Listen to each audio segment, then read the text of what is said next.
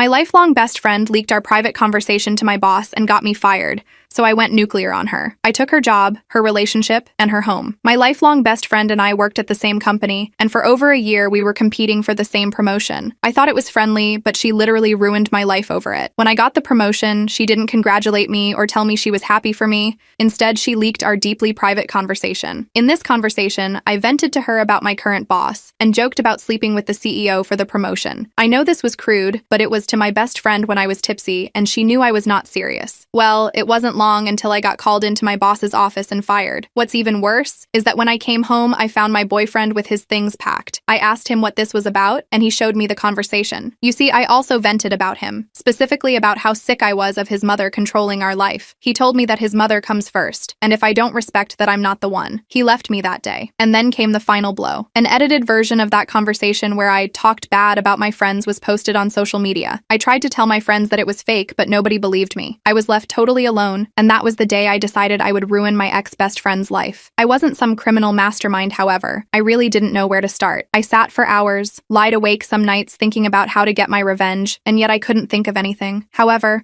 one night I decided to just start taking action, just start doing something. I knew everything about Sophie, and I would somehow use all of it against her. That's when everything finally clicked. I knew exactly what to do. First, I went after her darkest secret, the fact that Sophie had been involved with a married man for years. She had always sworn me to secrecy about it, and I'd kept my word. I never thought it was okay, and would always tell her to find her own man, but that was always a sensitive subject whenever we spoke, so I respected her wishes, until she came to me asking for relationship advice. One night, she said her and the guy had a date planned, and the wife thought he was on a business trip. When the time was getting close to the date they planned at the restaurant, he stopped responding to her. She asked me what she should do, and I told her to dump him because there were plenty of men without wives or kids that she could date, but she didn't want to hear that. She had his location through an app and saw that he was out of town at the moment, even though it was only an hour before their reservation. She showed me the text messages between them, and he said he was so excited to see her again. He also talked about how much he missed her. She was completely ready in a beautiful gown, and her hair was curled, and Sophie rarely ever touched her hair. Sophie also never was much of a makeup person, until Drew, her affair partner, expressed how much he loved women who wore a certain type of makeup, and lo and behold, Sophie was wearing makeup that night. She ended up calling him, and he claimed that he would have to rain check for the evening because he had a flat tire. I told her it was a sign just to leave the guy alone, but Sophie was adamant. She checked his location and said she was going to drive to him. His location was an hour and 45 minutes away,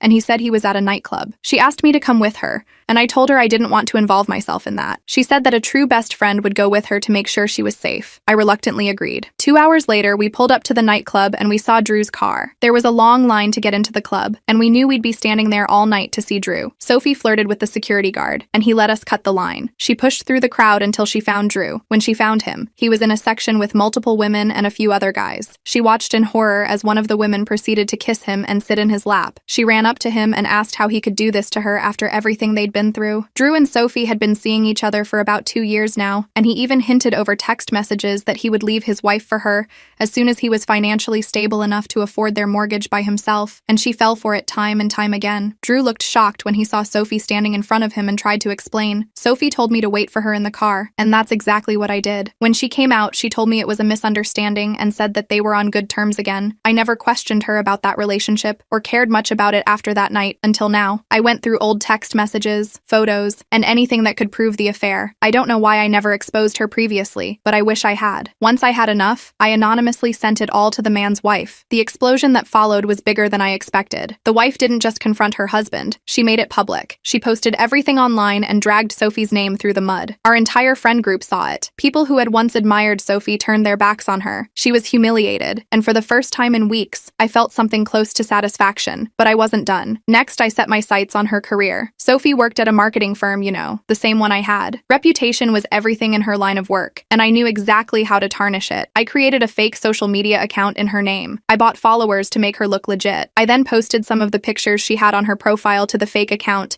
and bought likes to look further less suspicious. After having the account for a week, I started posting offensive and controversial comments all over social media. Nothing too extreme at first, just enough to raise eyebrows. Then I ramped it up. The posts started attracting attention, and soon, people were reporting the account. At the same time, I sent an anonymous letter to her HR department, pretending to be a concerned coworker. I screenshotted the posts and claimed she had been making inappropriate comments in the office too. The firm acted quickly. Sophie was called in, and by the end of the week, she was fired. I don't know what exactly went down, but I know for a fact that the rumors about her affair hadn't helped either. Her professional life was in tatters, and once again, I felt that dark satisfaction. Watching her life go to shambles was exactly what I needed. I didn't have my job or my boyfriend or my friends anymore, and she no longer had her job or married boy toy. I leveled the playing field but still wanted to make sure she knew she had messed with the wrong one. Her love life was next on my list. On top of her boy toy, Drew, Sophie had been dating a guy named Ryan for a while. He was a placeholder until Drew would pop the question and finally leave his wife. He seemed nice, but I knew that like most people, he had insecurities. He was originally a friend of both of ours, so I knew getting to him would be quite simple. The thing is, Ryan was never online. He didn't even have a social media account, and he distanced himself from every one of Sophie's friends simply because he was so introverted. He didn't even know about Sophie's affair being exposed publicly, so I was going to make sure he did. Getting to him was hard, so what I did was find his email, his only form of social media, if you can even call it that. That's how I began planting seeds of doubt. I sent him anonymous emails and hinted that Sophie wasn't who he thought she was. I even showed evidence of her cheating. The text messages between her and Drew went straight to his email,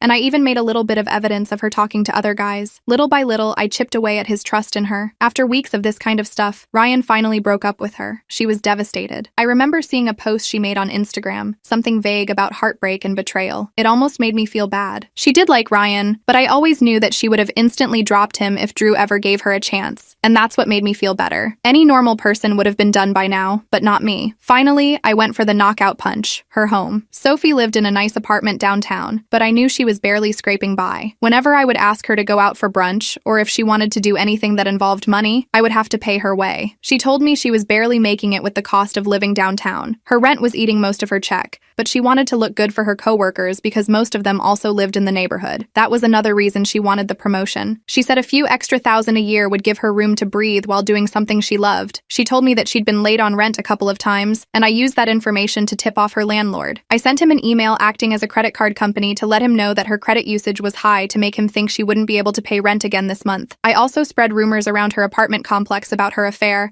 and how she was mentally unstable. The neighbors started complaining and said they feared what she would do since she was mentally unstable, and the landlord, wanting to avoid any trouble, evicted her. With no job, no boyfriend, and now no home, Sophie was left with nothing. She moved from couch to couch, crashing at friends' places until even they started to distance themselves. I had taken everything from her, the same way she had taken everything from me. Soon after everyone had seen what had happened to Sophie and how bad of a person she was, they didn't want anything to do with her. Our friend group eventually would start hanging out without her and stop inviting her to birthday parties. Ryan and I started talking after he broke up with Sophie, and I told him how sorry I was that she had treated him so wrongly. He thanked me for being a real friend to him and asked me out for brunch. I kindly agreed and gave him a cute smirk. For a while, I felt that I had won. I had shown her that she couldn't destroy my life without facing the consequences. But as time went on, something started to shift inside me. The satisfaction I felt began to fade, replaced by a growing sense of emptiness. I became obsessed with her downfall. Every day I checked to see if there was more news, more signs of her crumbling life. But the more I watched her, the more I realized how much I had sacrificed in my quest for revenge. Eventually, Ryan stopped talking to me because he said that every time we went on a date, I was so focused on speaking about Sophie instead of trying to get to know him more as a person